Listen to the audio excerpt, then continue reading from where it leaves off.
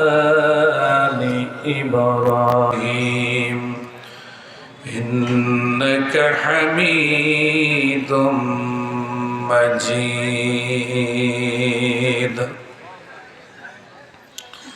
সারা দুনিয়ার মুসলমান আজ হইয়াছে দিশেহারা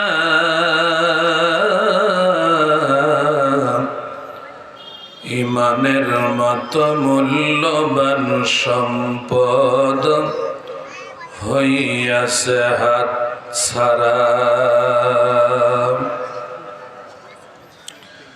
মুসলমান আজ নাচের পুতুল বিধর্মীর হাতিয়ার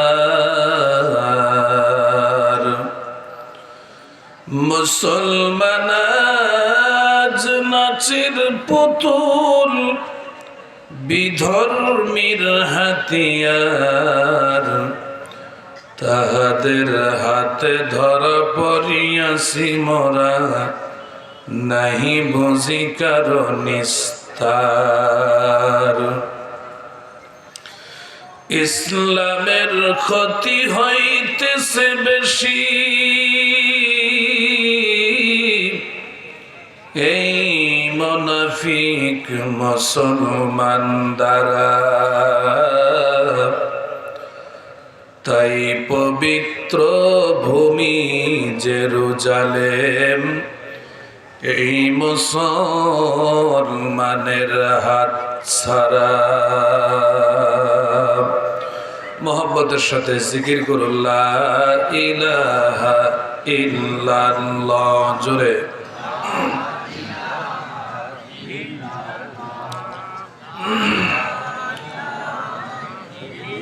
লা ইলাহা ইল্লাল্লাহ লা ইলাহা ইল্লাল্লাহ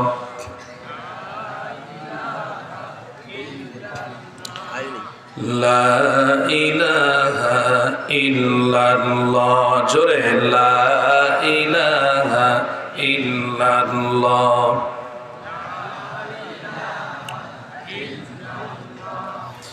আল্লাহ আল্লাহ মি কোন শামস কমার আল্লাহ আল্লাহ মি কোন শজর হাজার আল্লাহ আল্লাহ মি কোন আরদ সামা আল্লাহ আল্লাহ মি কোন জম্ব হাওয়া লা ইলাহা ইল্লাল্লাহ জোরে এটা 17 ভাইয়ের সাথে লা ইলাহা ইল্লাল্লাহ ইল্লাল্লাহ লা ইলাহা ইল্লাল্লাহ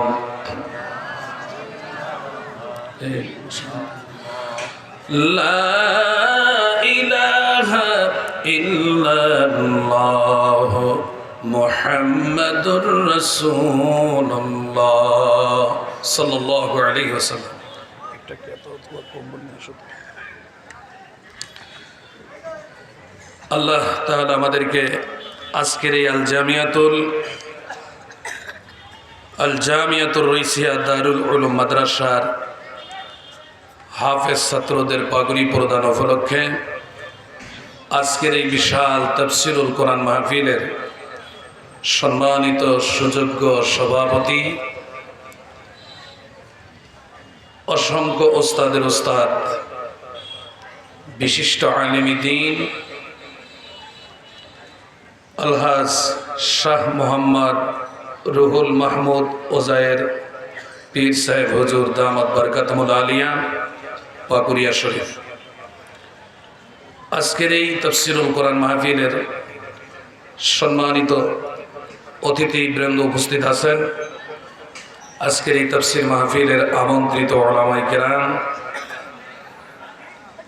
প্রধান আলোচক আন্তর্জাতিক খ্যাতি সম্পন্ন মুফাসসিরে কোরআন সারা বাংলায় আলোড়ন সৃষ্টিকারী সুমিষ্ট ভাষী হজরত মাওলানা ইসমাইল হোসেন সিরাজি সাহেব দামাত বরকাতুল আলিয়া, মহতামিম প্রিন্সিপাল জামিয়া ইসলামিয়া দারুল উলুম মাদ্রাসা বিবারিয়া, আজকের এই তাফসীর মাহফিলের আমন্ত্রিত বিশেষ বক্তাবৃন্দ, উপস্থিত আছেন বিভিন্ন এলাকা থেকে আসা ইসলাম প্রিয়, দ্বীন প্রিয়, আল্লাহ এবং আল্লাহ রসুল প্রিয় আমার কলিজার টুকরা যুবক ভাইরা, সম্মানিত মুরব্বী বাবাজিরা, আমার স্নেহের কচি কাছারা সহ পর্দার আড়ালে অবস্থানরত আমার মা ও বোনেরা, আল্লাহ তাআলার দরবারে লক্ষ কোটি শুকর যে আল্লাহ তাআলা আমাদেরকে দুনিয়ার সমস্ত ঝামেলার থেকে ফারেক করে আজকের এই আজিমুস শান তাফসীরুল কোরআন মাহফিল রংপুর রইসিয়া মাদ্রাসার এই আজিমুস শান মাহফিলে অংশগ্রহণ করে দোজাহানের কামিয়াবি হাসিল করার তৌফিক দিলেন। সেজন্য আল্লাহ তাআলার দরবারে আমরা শুকর আদায় করি। সকলেই জবান খুলে উঁচু কণ্ঠে জোরে সোরে আওয়াজ দেয়া বলুন আলহামদুলিল্লাহ। এটা নিচে হয়েছে তো একটু কম্বল একটা কেটে দেওয়া। সম্মানিত হাজিরিন, আল্লাহ তাআলার দরবারে আর একবার শুকর আদায় করছি যে আল্লাহ তাআলা আমাদেরকে আজকের দিন এই সময় পর্যন্ত সুস্থ এবং সবল রেখে আজকের এই জান্নাতের বাগানে অংশগ্রহণ করার তৌফিক দিলেন। সেজন্য আল্লাহর দরবারে আর একবার শুকর আদায় করি আলহামদুলিল্লাহ। সম্মানিত মুআজ্জাজ হাজিরিন, আজকের মাহফিল পবিত্র কোরআনের মাহফিল। যারা বাহিরে ঘোরাফেরা করতেছেন আমি তাদেরকে অনুরোধ জানাচ্ছি মাহফিলের মঞ্চে চলে আসেন। আমার পূর্বে যিনি গুরুত্বপূর্ণ আলোচনা করেছেন, অত্যন্ত তত্ত্ববহুল গুরুত্বপূর্ণ আলোচনা করেছেন, সংক্ষিপ্ত সময়ের মধ্যে অত্র মাদ্রাসার সম্মানিত মহতামিম প্রিন্সিপাল আলহাজ মুফতি হাবিবুল্লাহ সাহেব হুজুরের সম্মানিত পিতা, অসংখ্য ওস্তাদের ওস্তাদ আলহাজ মাওলানা আব্দুর রহমান সাহেব হুজুর দামাত বরকাতুল আলিয়া, তিনি অল্প সময়ের মধ্যে এত সুন্দর আলোচনা করেছেন, হয়তোবা আপনারা অনেকে মনোযোগ সহকারে শোনেন নাই। আমি শুনেছি, আরো ওলামায়ে কেরাম শুনেছেন, অনেক গভীর আলোচনা করেছেন। বলেন আলহামদুলিল্লাহ। হুজুরের জন্য আমরা দোয়া করি, আল্লাহ তাআলা হুজুরের হায়াতকে দীর্ঘায়ু করুন। বলেন আল্লাহুম্মা আমিন। তো সম্মানিত হাজিরিন, আজকে যে আমরা কোরআনের তাফসীর শ্রবণ করার জন্য এখানে অংশগ্রহণ করেছি, আমি আপনাদের সকলের ঈমানটাকে মজবুত করার জন্য, কোরআনের প্রতি আকীদাকে মজবুত করার জন্য একটা প্রশ্ন করি, আপনারা জোরে জবাব দিবেন। বুঝে থাকলে বলুন, আল্লাহ তাআলার কোরআনের মধ্যে কোনো সন্দেহ আছে? ঠিক আছে। আল্লাহ তাআলার কোরআনুল কারীমের মধ্যে কোনো সন্দেহের অবকাশ নাই। তো সম্মানিত হাজিরিন, আল্লাহ তাআলা কোরআনুল কারীমের শুরুতেই বলেছেন যালিকাল কিতাবু লা রাইবা ফি। দুনিয়ার যত লেখক বলেন, গবেষক বলেন, আবিষ্কারক বলেন, কবি বলেন, সাহিত্যিক বলেন, মোট কথা দুনিয়ার সমস্ত পণ্ডিতেরা তাদের পুস্তক লেখা শেষ করার পর পুস্তকের শুরুতে অথবা শেষের দিকে লিখে দেয়, আমার পাঠকের আমার লেখার মধ্যে ভুল হতে পারে। কি বলেন, লিখে দেয় কি না? আল্লাহ তাআলা কোরআনুল কারীমের শুরুতেই দুনিয়াবাসীকে বলেন, ও দুনিয়াবাসীরা, আমার কোরআন দেখো, যালিকাল কিতাবু লা রাইবা ফি, আমার কোরআনের মধ্যে কোনো সন্দেহ নাই। তাহলে দুনিয়ার সমস্ত মানুষের পুস্তকের মধ্যে, লেখার মধ্যে, কলমের মধ্যে, আবিষ্কারের মধ্যে ভুল থাকতেই পারে, কিন্তু আল্লাহ তাআলা আমাদেরকে যে কোরআন দিয়েছে এই কোরআনের মধ্যে কোনো সন্দেহ নাই। সুতরাং এই কোরআন দিয়া যারা নিজের জীবনকে গড়ে তুলবে, যারা নিজের ব্যক্তি জীবনকে কোরআনকে ফলো করবে, যারা নিজের পারিবারিক জীবনে কোরআন দ্বারা সংস্কার করবে বা করতে চাবে, সামাজিক জীবনে যারা কোরআন দিয়া সংস্কার হওয়ার চেষ্টা করবে, কোরআনুল কারীমের মাধ্যমে সমাজকে পরিবর্তন করার চেষ্টা করবে, জাতীয় পর্যায়ে আমরা যদি, জাতীয় জীবনে যদি আমরা কোরআন দিয়া পরিবর্তন হওয়ার চেষ্টা করি, তাহলে এই কোরআনের মাধ্যমেই মানুষ কল্যাণ পাইতে পারে, মানুষের ভবিষ্যৎ ভালো হতে পারে।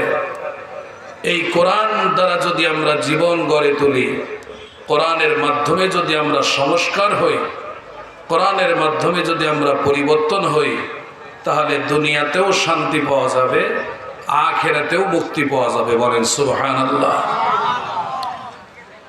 যারা সুবহানাল্লাহ বললেন না তাদেরকে আল্লাহর সঙ্গে দুশ্মনী আছে নাকি?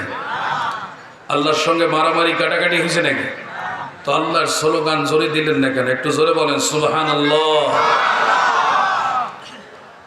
এইদিকে মোটামুটি সুবহানাল্লাহর আওয়াজ হইল, কিন্তু ওই কন্যারে সুবহানাল্লাহর আওয়াজ আসে। আর একটু মহব্বতের সাথে বলেন সুবহানাল্লাহ। আল্লাহর স্লোগান জোরে দেওয়াতে কোনো অসুবিধা আছে? স্লোগান জোরে দিলে আল্লাহ খুশি হবে না বেজার হবে? অবশ্যই খুশি হবে। জোরে দিবেন ইনশাআল্লাহ। আমি আপনাদের সম্মুখে যে আয়াতে কারিমা তেলাওয়াত করেছি, ভূমিকা লম্বা না করি, রাত গভীর হয়ে যাচ্ছে, সময় ঘনিয়ে আসলে তখন মূল আলোচনা করার সময় পাবো না। আমি আপনাদের সম্মুখে যে আয়াতে কারিমা তেলাওয়াত করেছি সূরাতুল মায়েদা, সূরাতুল মায়েদার 16 নম্বর আয়াতে কারিমা তেলাওয়াত করেছি। আল্লাহর রাসূল সাল্লাল্লাহু আলাইহি ওয়াসাল্লামের হাজার হাজার হাদিস থেকে একখানা বিশুদ্ধ হাদিস পাক তেলাওয়াত করেছি। এই আয়াত এবং হাদিসের সাবজেক্ট হলো, বিষয়বস্তু হলো সংস্কার। যে সংস্কার ইসলামে কি বলে, কি পরামর্শ দেয়। আমরা যদি সংস্কার হতে চাই, আমরা যদি পরিবর্তন হতে চাই, তাহলে আমরা কিসের মাধ্যমে পরিবর্তন হব? মানব রচিত কোনো বিধানের মাধ্যমে, মানব রচিত কোনো সংবিধানের মাধ্যমে পরিবর্তন হলে শান্তি এবং কামিয়াবি পাওয়া যাবে, নাকি আল্লাহর কোরআনের মাধ্যমে যদি আমরা সংস্কার হই, পরিবর্তন হই, তাহলে শান্তি পাওয়া যাবে? জোরে বলেন কোনটা? আল্লাহর কোরআন। জোরে বলেন কি? আল্লাহর কোরআন। আল্লাহ পাক রব্বুল আলামিন সূরাতুল মায়েদার 16 নম্বর আয়াতের মধ্যে আল্লাহ স্পষ্ট করে বলেছেন, ইয়াহদি বিহিল্লাহু মানিত্তাবা'a রিদওয়ানাহু সুবুলাস সালাম يخرجهم من الظلمات إلى النور بإذنه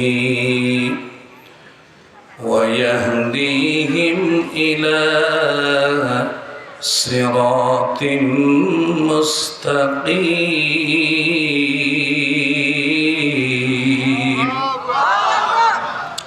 আল্লাহ বলেন, যারা আল্লাহ তাআলার সন্তুষ্টি কামনা করে, বলেন কার সন্তুষ্টি কামনা করে? আপনারা সকলেই, আমরা সকলেই আল্লাহর সন্তুষ্টি কামনা করি তো? আমরা সকলেই আল্লাহর সন্তুষ্টি কামনা করি। মা বোনেরা যারা মহিলা প্যান্ডেলে আছেন, আপনারাও আল্লাহর সন্তুষ্টি কামনা করেন।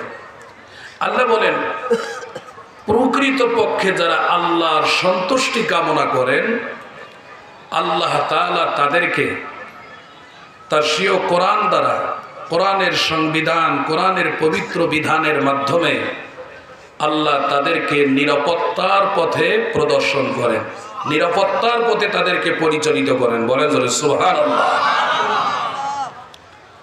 ইউখরিজুহুম মিনাজ-জুলুমাতি ইলান-নূরি বিইযনিহি, এবং আল্লাহ তাআলা তাদেরকে স্বীয় নির্দেশ দ্বারা, কোরআনের নির্দেশের দ্বারা, তার সংবিধানের মাধ্যমে আল্লাহ তাদেরকে অন্ধকার থেকে বের করে আলোর পথে পরিচালিত করেন।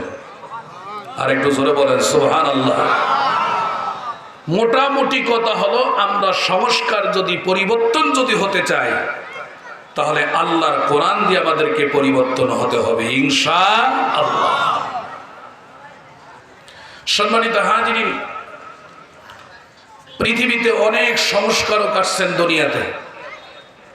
যেমন রাজনৈতিক নেতাকর্মী যারা, তারাও কি সংস্কার আন্দোলন করে যে সংস্কার করতে হবে, অমুক সংস্কার, তমুক সংস্কার, সংস্কার, আইনের সংস্কার, তারপরে নেতাদের সংস্কার, সংবিধানের সংস্কার, সচিবালয়ের সংস্কার, বিভিন্নভাবে তারা সংস্কারের তারা আন্দোলন করে, তারা স্লোগান দেয়। আবার অনেকে সংস্কার করতে করতে করতে করতে মুসলমান, নামধারী মুসলমান, আল্লাহর কোরআনের বিধানকেও সংস্কার করতে চায়। জোরে বলেন নাউজুবিল্লাহ। আর একটু জোরে বলেন নাউজুবিল্লাহ। বুঝে থাকলে বলুন, আমরা আল্লাহর কোরআন দ্বারা সংস্কার হব, না কোরআনকে আমরা সংস্কার করব? কোরআন কি সংস্কারের বস্তু? আরো জোরে বলেন, কোরআন কি সংস্কারের বস্তু? না। কারণ কোরআন, আল্লাহ যা সংস্কার করা দরকার, যা পরিবর্তন করা দরকার, সব কিছু করেই নিখুঁত করে আল্লাহ তাআলা এই কোরআন নাযিল করেছেন। বলেন আলহামদুলিল্লাহ। পেছনে ভাইরা একটু জোরে বলেন আলহামদুলিল্লাহ। আল্লাহ বলেন, যারা আমি আল্লাহর সন্তুষ্টি কামনা করে, আমি কোরআন দ্বারা তাদেরকে নিরাপত্তার পথে পরিচালিত করি। সুতরাং আমি অনুরোধ করব, আল্লাহর কোরআনের উপর পরিপূর্ণ বিশ্বাস রাখেন, আস্থা রাখেন। কোরআনের সংবিধানগুলি ব্যক্তি জীবন, পারিবারিক জীবন, সামাজিক জীবন, জাতীয় জীবন, পর্যায়ক্রমে আন্তর্জাতিক জীবনে যদি কোরআন কায়েম হয়ে যায়, কোরআন দিয়ে যদি সকল ক্ষেত্রে সংস্কার করা যায়, গোটা পৃথিবীর মানুষ শান্তিতে থাকবে, কোনো অশান্তি বিরাজ করবে না। জোরে কোন সুবহানাল্লাহ। কিন্তু ইহুদি খ্রিস্টানদের কথা বাদেই দেন, নামধারী মুনাফিক বামপন্থী কিছু মুসলমান আছে, তারা আল্লাহর কোরআনকে সংস্কার করতে চায়। যেমন তসলিমা নাসরিন। তসলিমা নাসরিন কি বলেছিল? যে কোরআন আগে ছিল কোরআন, কোরআন এখন আর চলে না, কোরআন হয়ে গেছে পুরাণ। বলেন জোরে নাউজুবিল্লাহ। কোরআন পুরাণ হলো কেন? তসলিমা বলে, যেই কোরআনে আল্লাহ নারীদেরকে বসবাসের স্থানে থাকার জন্য বলেছেন, নারীদেরকে ঘরের বাহিরে গেলে পর্দা করার জন্য, অর্থাৎ বোরকা পরার নির্দেশ দিয়েছেন, এই নারীদের জন্য ঘরটাকে আল্লাহ জেলখানা বানাইলেন, বন্দিশালা বানাইলেন। আর ঘরের বাহিরে গেলে মহিলারা আমরা বোরকা পরে যাব, এই বিস্কি বস্তা, চিনির বস্তা, ময়দার বস্তা, মোট কথা এই সালা বস্তা ভরে আমরা মহিলারা বাহিরে যাব কেন? এটা নারীদের ওপর অবিচার। এই কোরআনকে সংস্কার করা দরকার। জোরে কর নাউজুবিল্লাহ।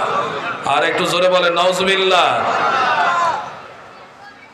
আচ্ছা, এই তসলিমা যে কোরআন সংস্কার করার আন্দোলন করেছিল, আগে বলে দেই, তসলিমা কি বাংলাদেশে টিকতে পারছে? আরো জোরে বলেন, থাকতে পারছে?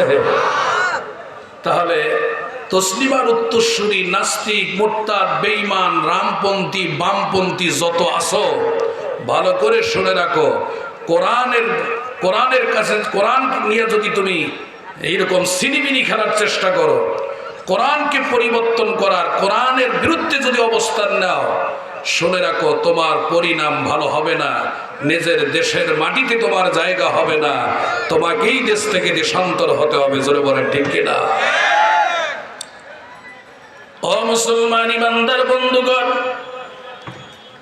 তসলিমা নাসরিন সে প্রশ্ন করল, এই কোরআনুল কারীমের মধ্যে নারীদেরকে বসবাসের স্থানে থাকার জন্য বলা হয়েছে, নারীরা ঘরের বাহিরে গেলে বোরকা পরব কেন? এই বোরকা পরাটাও এটা আমাদের ওপর অবিচার। এই কোরআনকে সংস্কার করা দরকার। ও মুসলমান ইমানদার বন্ধুগণ, আল্লাহ রাব্বুল আলামিন বলেন, তোমরা নিজেই কোরআন দ্বারা সংস্কার হও। আর নামধারী কিছু মুসলমান, বামপন্থী রামপন্থী মুসলমানেরা ইহুদি খ্রিস্টানদের দালালি যারা করে, দাদা বাবুদের যারা দালালি করে, কিছু নামধারী মুসলমান ইসকনের সদস্য হয়। এই ইসকন সন্ত্রাসী সংগঠনের সদস্য হইয়া তারা কোরআনের বিরুদ্ধে কথা বলে। বিভিন্ন মিটিংয়ে, বিভিন্ন সেমিনারের মধ্যে, বিভিন্ন মিডিয়ার মধ্যে তারা কোরআনের বিরুদ্ধে অবস্থান নেয়। আল্লাহ রাব্বুল আলামিন বলেন, ও পৃথিবীর মানুষেরা, তোমরা যদি আমার কোরআনের মাধ্যমে সংস্কার হও, আমি আল্লাহ তাআলা তোমাদের দুনিয়াতে শান্তি দিব, নিরাপত্তার পথে পরিচালিত করব। কিয়ামতের ময়দানে মৃত্যুর পরে পরকাল, এই আখিরাতের মধ্যেও আমি আল্লাহ তোমাকে নিরাপদ স্থান জান্নাতের মধ্যে জায়গা করে দিব। আর জোরে বলেন সুবহানাল্লাহ। কিন্তু তসলিমা নাসরিনের উত্তরসূরি নাস্তিক মুরতাদ বেঈমানেরা, তারা আল্লাহ তাআলার কোরআনকে সংস্কার করতে চায়। আজকে এই রইসিয়া মাদ্রাসার ছাত্ররা আল্লাহর কোরআনের মাধ্যমে সংস্কার হওয়ার কারণে নিজের জীবনটা 5 থেকে 6 বছর বয়স, এখনো তাদের উপর শরীয়তের বিধান তাদের উপর এখনো এরকম চালু হয় নাই। এই শিশু সন্তানগুলি মাদ্রাসায় পড়ার কারণে শিশুকাল থেকে তারা আল্লাহর কোরআন দিয়ে জীবন গড়তেছে। এই কোরআনের মাধ্যমে তারা নিজের জীবনকে পরিবর্তন করতে আসে, যার কারণে এই কলিদার টুকরা ছাত্র ভাইরা তারা দুনিয়াতেও নিরাপত্তার পথে তারা চলতেছে, আখিরাতের মধ্যেও আল্লাহ তাআলা কোরআন দিয়া নিজের জীবনকে পরিচালনা করার কারণে, কোরআনের মাধ্যমে ব্যক্তি জীবন পরিচালনা করার মাধ্যমে, কোরআনুল কারীমের মাধ্যমে পরিবার চালার কারণে, সমাজের মধ্যে কোরআনকে কায়েম করার চেষ্টার কোরআনুল কারীম কায়েম করার মনোভাব তাদের মধ্যে থাকার কারণে আল্লাহ কিয়ামতের ময়দানেও এই ওলামায়ে কেরাম ছাত্র ভাইদেরকে আল্লাহ জান্নাতের মধ্যে পৌঁছাই দিবেন। জোরে কোন সুবহানাল্লাহ। আর জোরে বলেন সুবহানাল্লাহ। অনেকে বলে, হুজুর আমার সন্তান মদ পান করে, সন্তান গাঁজা খায়, সন্তান ফেনসিডিল খায়, সন্তান বাবা খায়, ইয়াবা খায়, সন্তান চরস খায়, পচা পানিগুলি খায়, ওই পচা তারিগুলি খাইয়া সন্তানের মাথাটা, ওই ব্রেনটা তার টালমাটাল হয়ে যায়। বাবাকে এসে ভাই বলে, মাকে ধর্ষণ করার উপক্রম হয়ে যায়। অনেক আল্লাহর বান্দা বলে, হুজুর সন্তান আমার এরকম কেন হইল, কারণটা কি বুঝলাম না। এ মুসলমান ইমানদার অভিভাবকের দল, ও সন্তানের বাবারা, ও সন্তানের মায়েরা, গভীর মনোযোগ দিয়ে শুনিয়াল, এই সন্তান আল্লাহর কোরআনের সংবিধানের মাধ্যমে না চলার কারণে তার সিনার মধ্যে আল্লাহর কোরআন আপনি ঢুকাই দিতে পারেন নাই। আল্লাহ বলেন, ইয়াহদি বিহিল্লাহু মানিত্তাবা রিদওয়ানাহু সুবুলাস সালাম। যারা আমি আল্লাহ সন্তুষ্টি কামনা করে আমি আল্লাহ কোরআন দ্বারা তাদেরকে নিরাপত্তার পথে পরিচালিত করি। যারা সন্তানকে মাদ্রাসায় দিয়েছে নিঃসন্দেহে আল্লাহর বান্দা ওই ছাত্রের অভিভাবক আল্লাহর সন্তুষ্টি কামনা করে। তাওয়াক্কালতু আলাল্লাহ, আল্লাহর উপর তাওয়াক্কুল আছে, যার কারণে সন্তানকে অন্যান্য কলেজ ভার্সিটিতে না দিয়া সন্তানকে মাদ্রাসায় দিল। সন্তানকে মাদ্রাসায় দেওয়ার কারণে সন্তান মাথায় টুপি দেয়, গায়ের মধ্যে নবীর সুন্নতি লেবাস, মুখের মধ্যে সুন্নতি দাড়ি। এই সন্তান মায়ের সঙ্গে বেয়াদবি করে না, বাবার সঙ্গে বেয়াদবি করে না। বলবেন হুজুর কারণ কি? কারণ কি? অমুকের সন্তানটা এত ভালো হলো, অমুকের সন্তান লেবাস কত সুন্দর, তার চলাফেরা কত সুন্দর, তার কথাবার্তা কত সুন্দর। হুজুর আমি চাই আমার একটা সন্তান যেন এরকম হয়। এই সন্তানগুলিকে যদি আদর্শবান চরিত্রবান করতে চান তাহলে আল্লাহর কোরআনের মাধ্যমে তাকে পরিবর্তন করা লাগবে। জোরে বলেন ঠিক কিনা? কথা কয় না, জোরে বলেন ঠিক কিনা? আল্লাহর কোরআনের বিকল্প কোনো পথ নাই, কোরআন ছাড়া বিকল্প কোনো পথ নাই। সন্তানগুলিকে আদর্শবান চরিত্রবান, সন্তানগুলিকে নীতিগত দিক থেকে তাদেরকে সব দিক থেকে ভালো করার জন্য, চরিত্রবান করার জন্য কোরআনের শিক্ষা, কোরআনের দীক্ষা তার মধ্যে থাকলে সন্তানগুলি ভালো হবে। কথা বলা জোরে বলেন ঠিক কিনা? সম্মানিত হাজিরিন, এজন্য আমি অনুরোধ করি এই সন্তানগুলিকে কোরআনের মাধ্যমে সংস্কার করার জন্য আজকেই আপনি সিদ্ধান্ত গ্রহণ করুন। এই সন্তানগুলিকে কোরআন শেখার জন্য প্রাথমিক পর্যায়ে সন্তানগুলিকে কোরআন শেখানোর জন্য মাদ্রাসায় পাঠান। সন্তানকে ডাক্তার বানানো যাবে না, সন্তানকে ইঞ্জিনিয়ার বানানো যাবে না, সন্তানকে প্রফেসর বানানো যাবে না। কোনো হুজুর বলেন না, কোনো মুফতি সাহেব হুজুরও বলেন না। রইসিয়া মাদ্রাসার আলহাজ মুফতি হাবিবুল্লাহ সাহেব হুজুর অনেক বড় আলেম, অনেক বড় আলেম।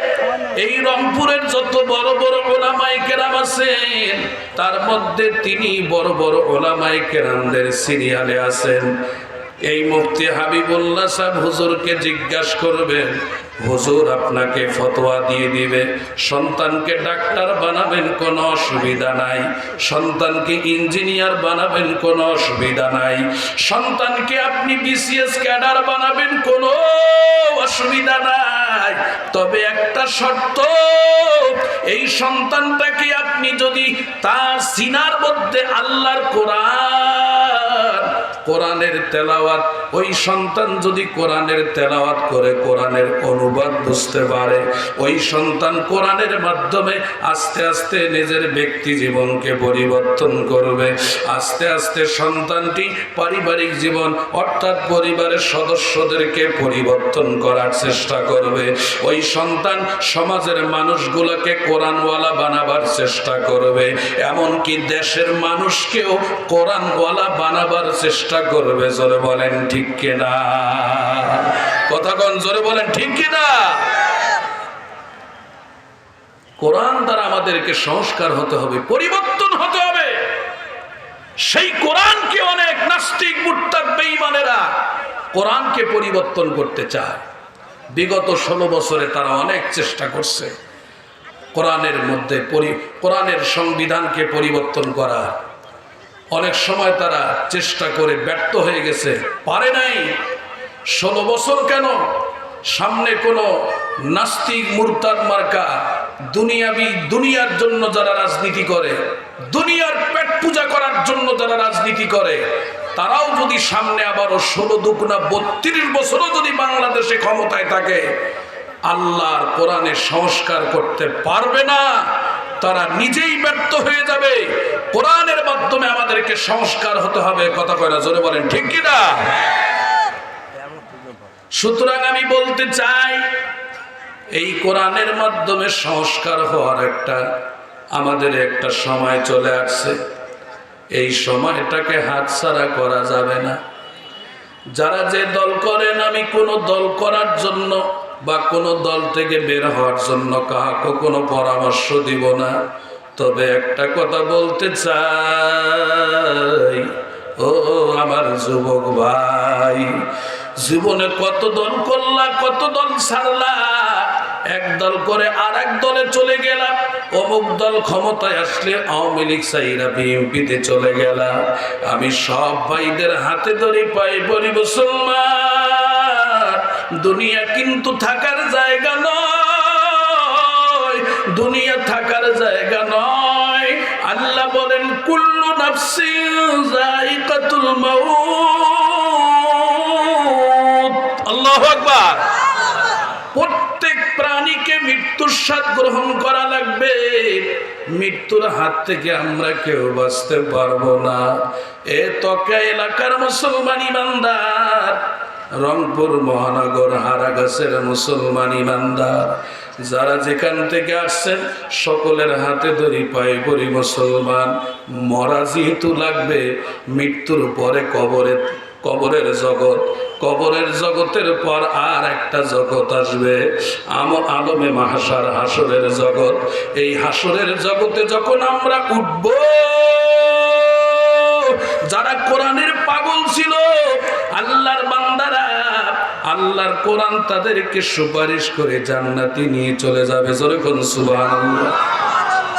আর যারা নিজের জীবনকে কোরআন দ্বারা পরিচালিত করলো না, ব্যক্তি জীবন, পারিবারিক জীবন, সামাজিক জীবন, জাতীয় জীবনে আল্লাহর কোরআন দিয়ে নিজের জীবনকে চালানোর চেষ্টা করলো না, তারা আফসোস করবে, আল্লাহ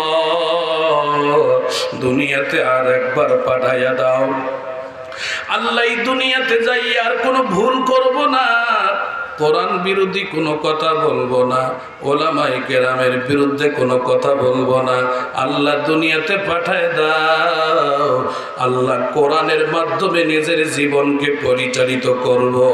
আল্লাহ বলবেন, না রে নাফরমান, না, দুনিয়াতে আর পাঠানো সম্ভব নয়। ওলামায়ে কেরাম তোমাদেরকে দুনিয়াতে বলেছিল, এই দুনিয়াটা হলো পরীক্ষার হল। পরীক্ষার হল থেকে যখন পরীক্ষার্থীরা বাহিরে চলে যায় খাতা জমা দিয়া, ওই পরীক্ষার্থী আর পরীক্ষার হলে ঢোকার কোনো সুযোগ থাকে না। এর নাফরমান বেঈমান আমার ওলামায়ে কেরাম বান্দারা, নবীর উত্তরসূরি হক্কানি ওলামায়ে কেরামগণ তোমাদেরকে কত বুঝাইলো, হাতে ধরে পায়ে ধরে বুঝাইলো যে জীবন, নিজের জীবনটা কোরআন দ্বারা গড়ে দিল, কিন্তু আমার কোরআন থেকে তুমি বিমুখ হয়ে গেছো, কোরআনওয়ালা ওলামায়ে কেরাম থেকে তুমি বিচ্ছিন্ন হয়ে গেছো। আজ আর দুনিয়াতে যাওয়ার কোনো তোমার অবকাশ নাই। আজকে তোমার জন্য ফায়সালা, দুনিয়াতে কোরআন বিরোধী কথা বলার কারণে, দুনিয়াতে ওলামায়ে কেরাম থেকে বিচ্ছিন্ন হওয়ার কারণে তোমার জন্য ফায়সালা হয়ে গেছে জাহান্নাম, জাহান্নাম, জাহান্নাম। জোরে কর নাউজুবিল্লাহ, আর জোরে বলেন নাউজুবিল্লাহ। এখানে আসছেন কোরআনের আলোচনা শোনার জন্য। বলেন, আমরা আলোচনা শুনতেছি কিসের থেকে? আরো জোরে বলেন, কিসের থেকে? তাহলে আমরা আল্লাহ এবং আল্লাহ রসুলের জন্য আসছি, কোরআনের জন্য আসছি। কথা কয় না? জোরে বলেন, ঠিক কিনা? প্রয়োজন হলে কোরআনের জন্য আমরা জীবন দিব, কিন্তু কোরআন থেকে আমরা বিচ্ছিন্ন হব না, ইনশাআল্লাহ। ও আমার তাবলীগওয়ালা ভাইরা, গভীর মনোযোগ, গভীর মনোযোগ। যদি আল্লাহর জন্যই নামাজ পড়ো, আল্লাহর জন্যই যদি রমজান মাসে রোজা রাখো, আল্লাহর জন্যই আপনারা হজ করেন, আমরাও হজ করি। জোরে বলেন, হজ করি কার জন্য? পিছনে বাইরে কয় না। শ্রদ্ধার সাথে বলতেছি, সকলকে আমি ভক্তি সহকারে বলতেছি, অশ্রদ্ধা নিয়ে বলতেছি না। আপনাদের হাতে ধরি, পায়ে ধরি, যারা যেখানে আছেন, হয়তোবা মাহফিলে বসেন নাই, মাদ্রাসার বাহিরে হাঁটা চলাচল করতেছেন, হুজুরেরা কি বয়ান করে শুনবো, মনোযোগ দিয়ে শোনেন। দোকানপাটে বসে থাকতে পারেন, বাসা বাড়িতে থাকতে পারেন, কি বলে হুজুর শুনবো। সেটাই যদি হয় মনোযোগ দিয়া শোনেন, মনোযোগ দিয়া শোনেন, কানটা ফেলায় দেন, জোরে আওয়াজ দিয়া বলেন আমরা নামাজ পড়ি কার জন্য? রমজানে রোজা রাখি কার জন্য? যাকাত দেই কার জন্য? হজ করি কার জন্য? মাহফিলে আসছি কাকে খুশি করার জন্য?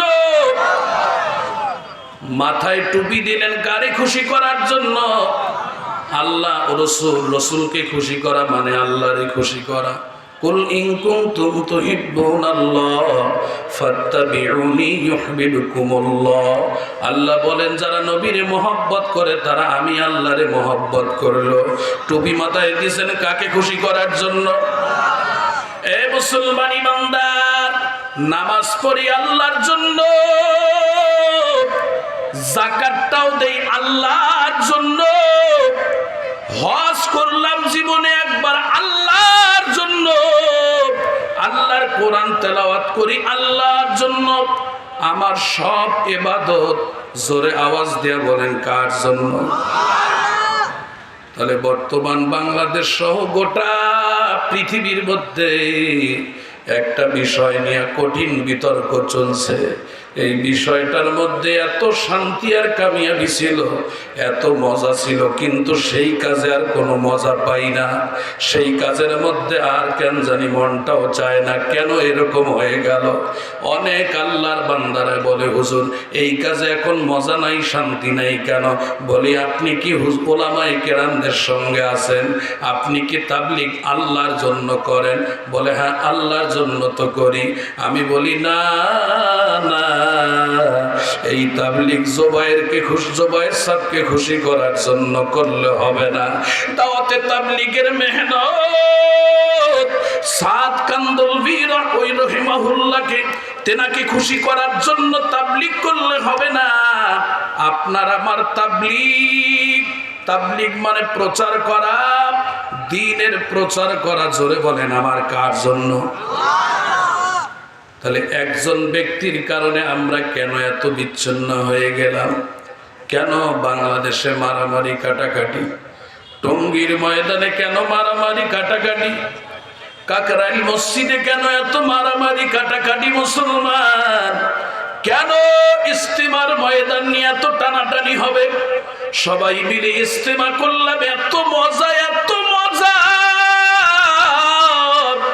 যেখানেই পায়খানা করা হয় সেখানেই খাওয়া হয়, তারপরেও কাজের মধ্যে এত মজা। কিন্তু এই কাজে এখন মজা পাওয়া যায় না। শুধু গীবত শেখায়, অমুকে অমুকের বিরুদ্ধে কয়, অমুকে অমুকের বিরুদ্ধে কয়। ওদের দলে লোক নাই, আমাদের দলে লোক বেশি। লোক বেশি দিয়া কাজ নয়। আপনার আমার সব ইবাদত এই তাবলীগ থেকে শুরু করে সব কিছু আর একবার জোরে আওয়াজ দিয়া বলেন কার জন্য? এ বাংলাদেশের সাতপন্থী ভাইরা, বাবাজিরা, পায়ে হাত দিয়ে বলি,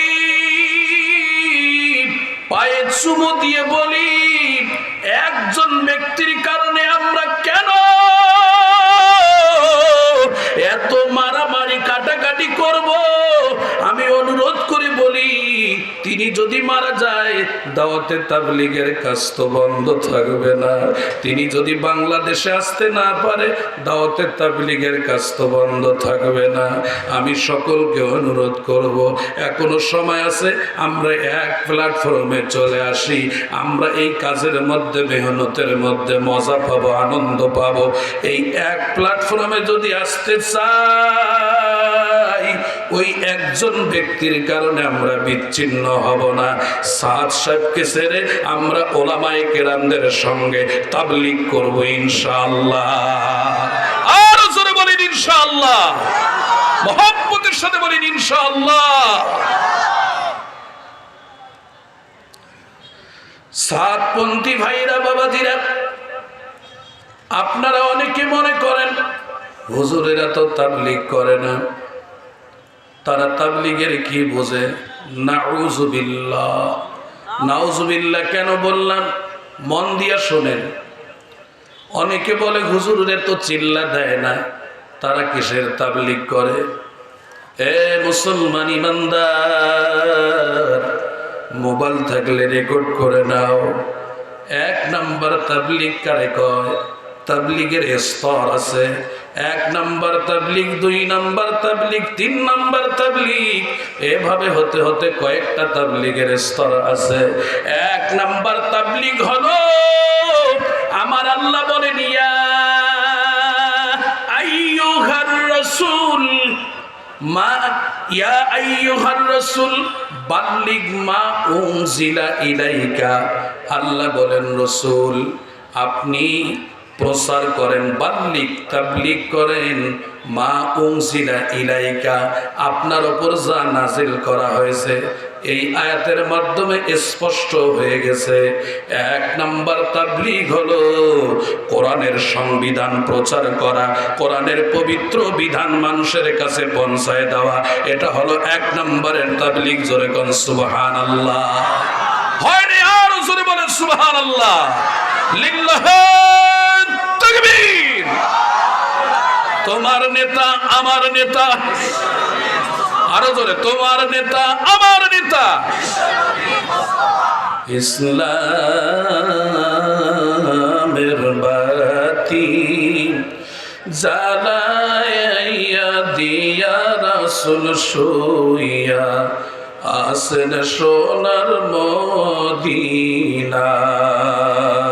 ইসলামের বাতি জ্বালাইয়া দিয়া রাসূল শুইয়া আসেন সোনার মদিনায়। আসমান খুঁজিলাম, জমিন খুঁজিলাম, রাসূল তোমার দেখা তো আর পাইলাম না। বলেন বলেন বলেন। আসমান খুঁজিলাম, জমিন খুঁজিলাম, রাসূল তোমার দেখা তো আর পাইলাম না। ইসলামের বাতি জ্বালাইয়া দিয়া রাসূল শুইয়া আসেন সোনার মদিনায়। পাহাড় খুঁজিলাম, জঙ্গল খুঁজিলাম, রাসূল তোমার দেখা তো আর পাইলাম না। ইসলামের বাতি জ্বালাইয়া দিয়া রাসূল শুইয়া আসেন সোনার মদিনায়। জোরে কান আলহামদুলিল্লাহ। ও রংপুর মহানগরের মুসলমান ইমানদার, হারাগাছ এলাকার মুসলমান ইমানদারেরা, যারা মাহফিলে আসছেন তাদের হাতে ধরে পায়ে পড়ি, রাসূলের ইতিহাস পড়েন, তাবলীগকে আগে চেনেন। যারা বলে মাদ্রাসাওয়ালা তাবলীগ করে না, ওই তাবলীগওয়ালা ভাইদের অনুরোধ করে বলি, আল্লাহর কোরআন আপনি জানেন না, তাহলে 1 নাম্বারের তাবলীগ কাকে বলে এই জন্য তো আপনি জানেন না। 1 নাম্বারের তাবলীগ 6 নাম্বারের আমল প্রচার করা 1 নাম্বার তাবলীগ নয়। 6 নাম্বারের বিরুদ্ধে বললাম না, 6 নাম্বারের তাবলীগ এটা। এই মাধ্যমে তাবলীগ করাটা হলো দ্বীনের পথে আসা মানুষের সহজ বলা হয়েছে, কিন্তু 1 নাম্বারের তাবলীগ হলো কোরআনের সংবিধানের প্রচার। জোরে কোন সুবহানাল্লাহ। আমার রাসূল এই কোরআনুল কারীমের প্রচার করেছেন, আমরাও কোরআনুল কারীমের প্রচার করব। জোরে বলেন ইনশাআল্লাহ। আরো জোরে বলেন ইনশাআল্লাহ। বাংলার জমিন এমন পরিবেশ সৃষ্টি হয়েছে মুসলমান ইমানদার, এই বাংলাদেশের এমন একটা হালত তৈরি হয়েছে, এই বাংলাদেশের মধ্যে এখন কোরআন ব্যক্তি জীবন, পারিবারিক জীবন, সামাজিক জীবন, জাতীয় জীবনে কোরআনকে প্রতিষ্ঠিত করার একটা সুবর্ণ সুযোগ এসেছে। এই সুযোগ আমরা হাতছাড়া করব না। কোরআনের রাজ বাংলাদেশে কায়েম হবে ইনশাআল্লাহ। হাত তুলে দেখান কে কে রাজি আছেন বাংলাদেশে কোরআনের রাজ কায়েম হোক? কে কে রাজি আছেন? হাত তুলে দেখান। লিল্লাহে তাকবীর, লিল্লাহে তাকবীর। আল কোরআনের আলো সংসদে জালো, জোর হলো না আরো জোরে, লিল্লাহে তাকবীর। আল কোরআনের আলো, লিল্লাহে তাকবীর। আলহামদুলিল্লাহ। মনে কষ্ট পাইলে স্লোগান জোরে দিতে বললাম, তাতে কি আপনাদের মনে কষ্ট হয়েছে? স্লোগান দিছে আল্লাহ, আল্লাহ আমাদের উপর খুশি হয়েছে। দুনিয়ার নেতা নেত্রীদের স্লোগান জোরে দিলে তারা খুশি হয়, খুশি হইয়া তারা আমাদেরকে চা দেয়, নাস্তা দেয়, দেয়। অমুক ভাইয়ের চরিত্র ফুলের মতো পবিত্র বলি না, কি দেয়? চা, নাস্তা, মুড়ি, বিস্কিট দেয়। আর আল্লাহর স্লোগান আমরা জোরে দিচ্ছি। যদি আল্লাহর আরশ খুশি হয়েছে, আপনার মনের অবস্থা, আপনার আমার মনের নিয়ত দেখে যদি আল্লাহ কবুল করছেন, আপনার আমার জন্য ওই দুনিয়ার মানুষের চা, নাস্তা, মুড়ি, বিস্কিট এই ছোট্ট বিনিময় নয়, আল্লাহ কমপক্ষে একটা জান্নাত বরাদ্দ করে দিয়েছেন। সম্মানিত হাজিরিন, বলতেছিলাম কোরআনের প্রচার রইসিয়া মাদ্রাসায় কোরআনের প্রচার হয়। জুম্মাপাড়া মাদ্রাসা রংপুর বিভাগীয় বর্তমান প্রধান মাদ্রাসা বলা যায়। পাশেই তাঁতিপাড়া মাদ্রাসা, শালবাড়ি মাদ্রাসা, আরও যত মাদ্রাসা আছে মুসলমান ইমানদার, এই সমস্ত মাদ্রাসাগুলিতে আল্লাহর কোরআন শিক্ষা দেওয়া হয়। এই কোরআনের শিক্ষা দেওয়া, এই কোরআনের প্রচার করা, এটা হলো 1 নাম্বার তাবলীগ। আমি সব ভাইদের অনুরোধ করি, মুসলমান এই মাদ্রাসার শিক্ষাকে 1 নাম্বার তাবলীগের কেন্দ্রস্থল মনে করতে হবে। এখানে হলো তাবলীগের একটা মার্কাজ, প্রত্যেকটা মাদ্রাসা হলো তাবলীগের মার্কাজ। জোরে বলেন ঠিক কিনা?